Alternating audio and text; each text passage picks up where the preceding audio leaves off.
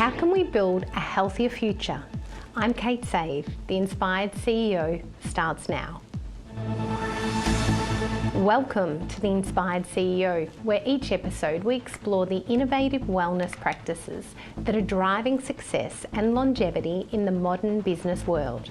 My next guest is the founder, CEO and medical director of Medmate. He has created a virtual platform to make healthcare accessible to everyone, anytime. His commitment to technology in public health is transforming Australia's healthcare landscape. Welcome, Ganesh Naidoo. Thank you so much for coming in today. Thank you, Kate. Really appreciate being here. Now, I want to really explore your current business, but before we go there, can you tell us about your passion for health and medicine and how you became a GP to begin with? Where did this all start? It's interesting. I mean, I didn't think I was going to be a GP. During medical school, I went to school in North Queensland as well, doing a medical training. And part of that process was we had to do a rural placement. And I was placed out in Mount Isa. And I absolutely dreaded going out there. But it was actually really amazing. I spent 3 months up in Mount Isa, up on Cape York, up as far as Normanton and Corumba. Wow. Spending time with the communities out there, Aboriginal health services, and the medical supers up in Normanton. So I saw how hard the job was for rural doctors, but also how much communities really needed healthcare services and how scarce those services were. So I think what year is this? Oh, honestly couldn't tell you. It was a long time ago, probably over 20 years ago now. Right. So it probably affected me in ways I didn't know. And I eventually came back to Melbourne. I did my medical training here at the Alfred, and I decided to do general practice. And I ended up working in rural areas, originally here in Victoria, and then up in North Queensland. I was a GP in Cairns for over 10 years. Oh, fantastic. So I guess you would have seen a lot, and very cliche working between the Alfred and Melbourne and all the way up in far north Queensland. So how did you then start Medmate? Where did this idea come from, and how did you get into technology? Yeah, interesting. People often ask me, how did Medmate start? It wasn't a light bulb moment. I was a GP in North Queensland. We looked after patients all the way from Mission Beach up to Bamaga and Thursday Island. And patients used to drive for hours to see us in Cairns, just for a 15-minute appointment. It was really hard for rural patients. They either had no doctor in their community or very limited appointment availability. I also feel really sorry for those patients, and we wanted to find a solution to make it easier. So we tried to do telehealth back then. It was really hard. This was quite a while ago, over 10 years ago. We tried using Skype, but then you've got the practical problems of how do you get a prescription to someone, which is a piece of paper that needs to be posted to a local pharmacy a long way away? How do you get a pathology or radiology referral to someone? So all those problems were practical things that we needed to solve. But I made a commitment that this was a problem that needed to be solved.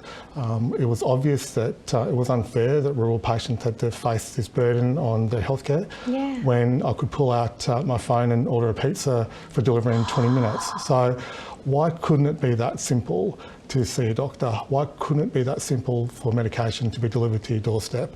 That was the challenge, and so we started the journey to build Medmate at that point. That is so incredible, and even to think back, I've been working in hospitals for the last 20 years, and at the beginning there too, everything was fax and fax only. Now certainly the hospitals definitely are using a lot more technology, but to think that you could order pizzas before you could get a script online, it's actually pretty incredible. And I'm sure you've had the technology struggles in the business, like most businesses, and particularly with COVID. What did you have to do to really ramp things up? Yeah, we started the journey pre-COVID, so the concept around how to build a digital platform was something we'd really thought carefully about for a long period of time. The health landscape is very fragmented, so you've got a primary care system of general practices and pharmacies, and then you've got acute care services like hospitals, and they don't talk to each other. Yes. And so if you try and think about fixing all those problems in one go, it's way too big. So we focused on solving parts of that pathway. And the first part was, well, how do you get a prescription to a patient in an easy way? And luckily, the Australian government was thinking the same way. So this is around the launch of electronic prescriptions, which was fast-tracked during the COVID pandemic. Yes. So Previously, the only way to get a medication was a piece of paper. That was a legal instrument. We worked with the Australian government as one of the first companies to launch electronic prescriptions nationally, which means now that I can see anyone in Australia via telehealth, issue them a prescription via SMS, which they can use in any pharmacy. So that really opened the way for us to be able to build workflows around digital pathways for patients. That is incredible. So you're actually pioneering getting away from those old paper prescriptions to becoming online and then telehealth. And that transition too would have been an interesting period where people were used to seeing their GP face to face and then going online.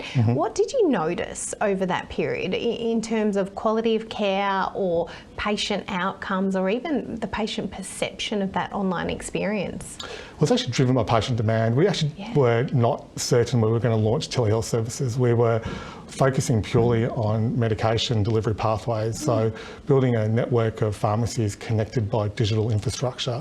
So how do you empower pharmacies with order, payment and delivery capability? So that's what the Medmate platform was originally built for, and we connected several thousand pharmacies that way. Patients were using it and loving the ability to get medications delivered in 60 minutes to their home. But they kept saying to us, I actually need a new prescription. I'm actually unwell. I need this problem solved and I can't get a doctor's appointment. It became such a big problem that we said, look, we better launch telehealth services just to help these patients. And when we did, then it took off because we really are the first platform to have end-to-end capability from seeing a doctor online to getting medication delivered to your doorstep. So it's interesting. It was actually patient demand that drove the development of the service.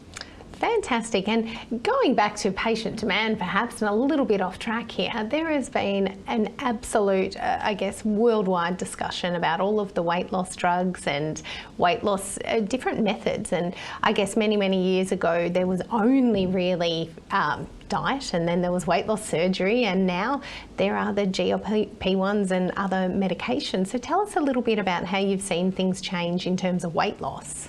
Yeah, one of the really interesting things about being a GP, I remember working at the Alfred and being in the vascular surgical unit, and we spent all day doing amputations and arterial bypasses. And what I noticed about all those patients was the common thread was they had chronic diseases like diabetes, which were caused largely by obesity. So obesity is a medical condition. It's not a failure of a person, and I think that's something that we all need to come to terms with as a society.